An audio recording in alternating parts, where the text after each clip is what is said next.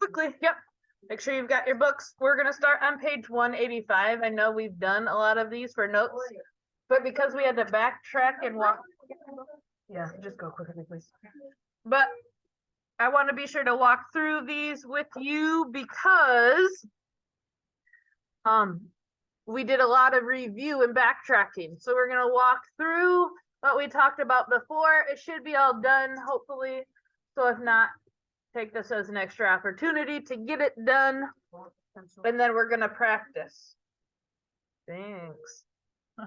There was nothing on the backside. It just kept poking me, so I took it off. All good. Do you have my actual pencil? I should, yep.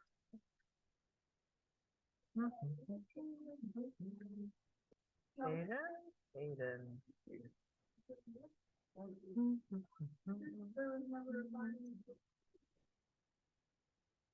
All right, kids, I need you with your book ready to roll. 182. Go get it. 184. What? Where is it?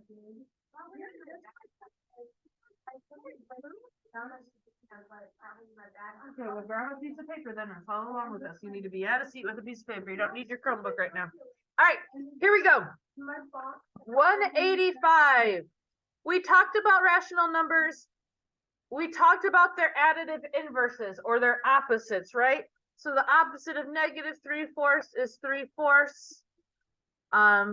The additive inverse of negative 7/8 is positive 7/8. That's 185. That's kind of where we started there. What's that? Yeah, I should see it there. Awesome. So we did the check. We know the opposite of negative 1/8 is 1/8. Then we practiced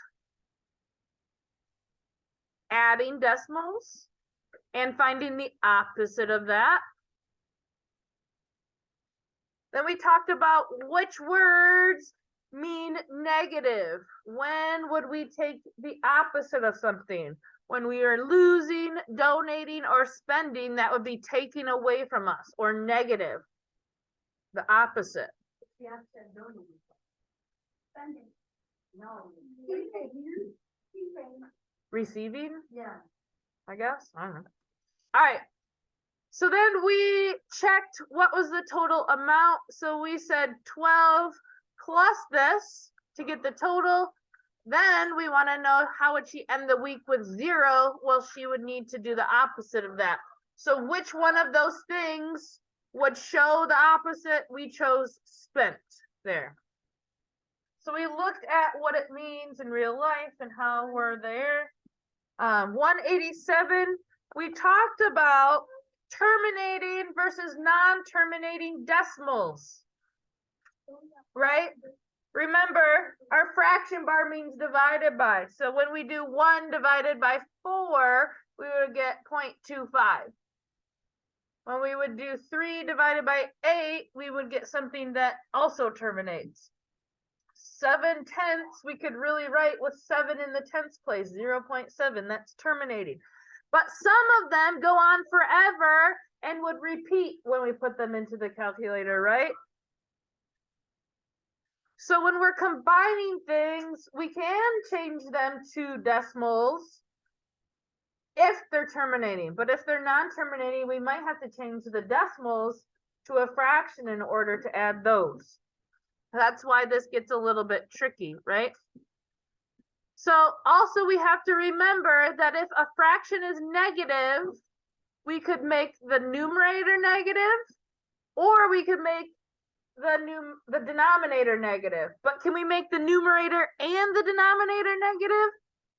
Yeah. No, because then it would essentially be a positive fraction, because we know a negative divided by a negative is positive. Not right this second. All right. So then we were practicing adding fractions, right?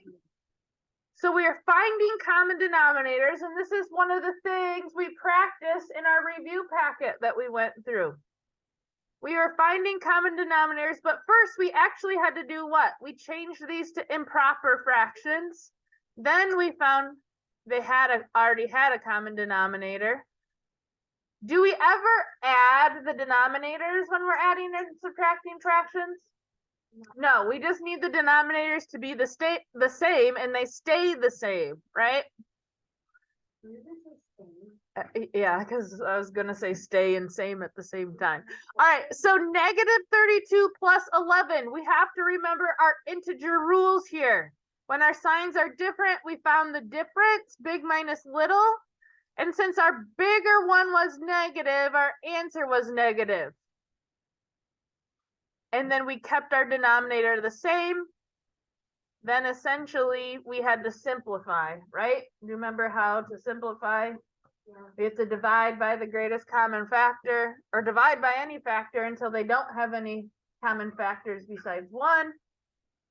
And then we changed it from an improper fraction to a mixed number. So that's why we had to backtrack, because so many of these things we had to review and make sure we mastered. If they're not mastered yet, you're going to have to put in some extra time. Remember, after school tutoring, Tuesdays, Thursdays, come to me during Trojan time. Watch YouTube videos. Remember, we learn by actively doing. We can't just watch a video and expect to learn it. We have to do something and practice it, just like you have to practice basketball. I don't get good at basketball by watching the NBA play, right? Learn stuff from it. You might learn stuff from it, but you have to put it into practice in order to improve. Okay. All right. So find 1 3/4 plus negative 1/6 in simplest form. Well, again, we changed to improper, and then we had to find common denominators. We found those to be 12, so we wrote equivalent fractions. Yep. And then we took our numerators and combined those. Did we combine our denominators? No, we had to keep it the same.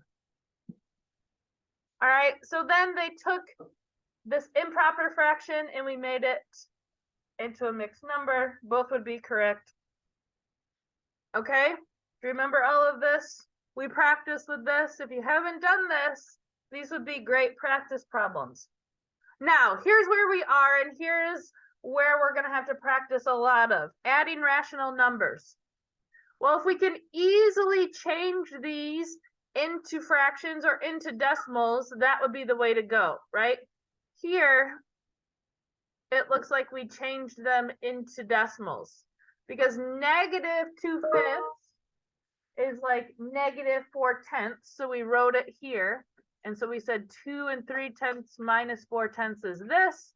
Then we added that to 2 3/10, or at least we should have. Oh, wait, no, we just rewrote it. Then we simplified it, which was this. Sorry, I didn't see that equal sign there. All right, then they showed how we could do it as fractions. That's a little bit more complicated for us.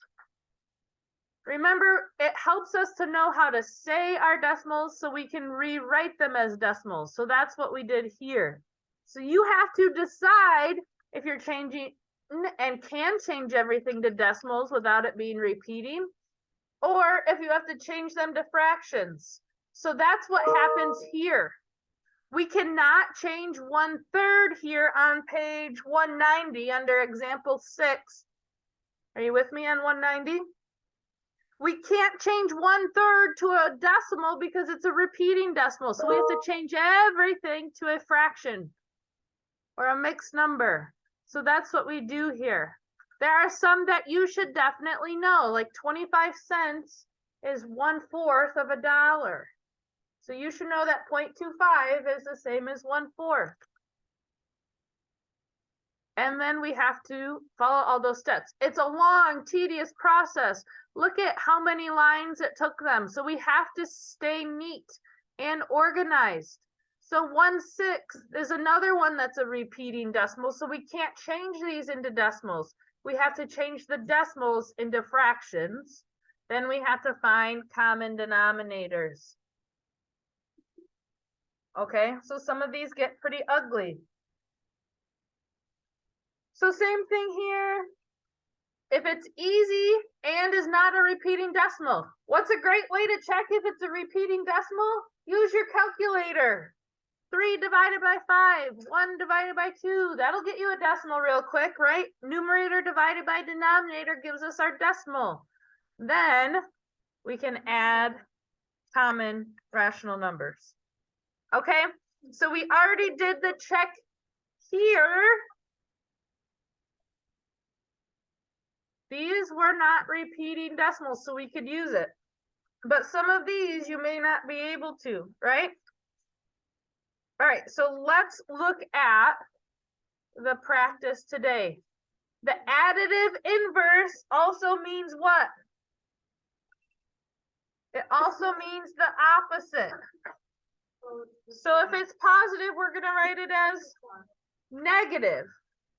If it's positive, we're going to write it as negative because it's whatever we would add to it to make 0. And if it's negative, we're going to write it as positive. So this is not the absolute value, which is what I think you may have been thinking of. This is the additive inverse. So we need to find the opposite of it. So what's the opposite of negative 1/2? 1/2. Yes, so you're just writing 1/2. What's the opposite of 25/100? Negative 25/100. So you're just writing the opposite of that. Now, look back at these examples. Look back at example 2 for number 5. Same for number 6. And then you're looking at examples 3 through 6 for 7 through 14. So you're going to have a lot of time today to work on these practice problems. Put all that learning into practice. Take your time. Take your time. Try them out. Refer back. Even if you didn't take notes in your packet, the examples show you what's going to happen. They show you what you should be doing. So find an example that's similar to the problem that you're trying to do. We're trying to get through number 16 today. So 1 through 16, we should have some good effort there in getting those accomplished. Okay? Any questions about what's expected? Yes. Oh, I was gonna ask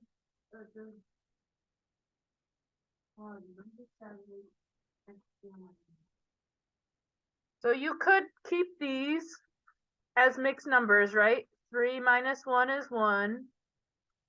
And then 5, 6 minus 1, 6 is, yep. Yep, and you can simplify it. It says write in simplest form. So you might be able to simplify your fraction part of that. Okay?